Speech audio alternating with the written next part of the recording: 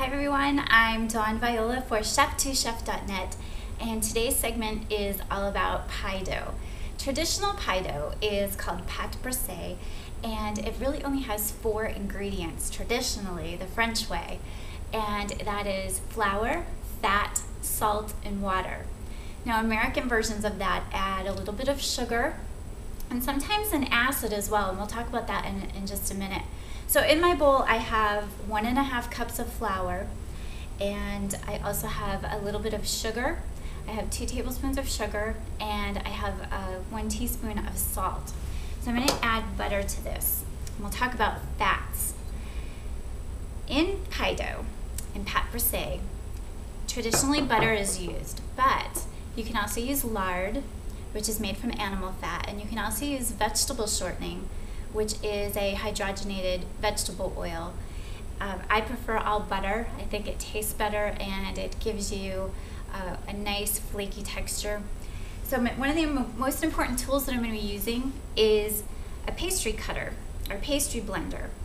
Now I've been making pie dough all day, so I've got a little bit of dough on my pastry blender already, which is perfectly fine. I'm going to get it dirty again in just a minute. But if you notice the construction of it, you'll see some in the stores that are a little bit flimsy. This is very sturdy, stainless steel, and these slots are never going to move. And that's really important when you're cutting in your butter, because the ones that are flimsy tend to go around your pieces of butter, and we want this to cut straight through the butter and cut it into chunks, just like a knife. So I'm going to start by pushing on the butter and twisting. Pushing and twisting. My butter is nice and cold, and that's super important that it stay cold, that all your ingredients stay cold, because the way that pie dough is both flaky and tender is by some pretty cool chemical reactions that happen, and part of that reaction that happens starts with the mixing process.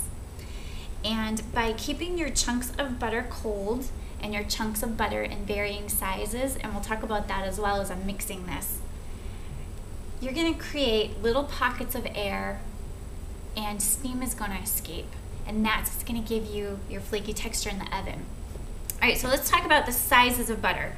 Now most recipes are going to tell you to blend your pastry dough until you receive a mealy, coarse texture with pea-sized pieces of butter, which is great advice, and it's a great way to kind of figure out where you are in the steps and when you should stop. But we find a lot of the time that if you follow those directions, you've overmixed your dough.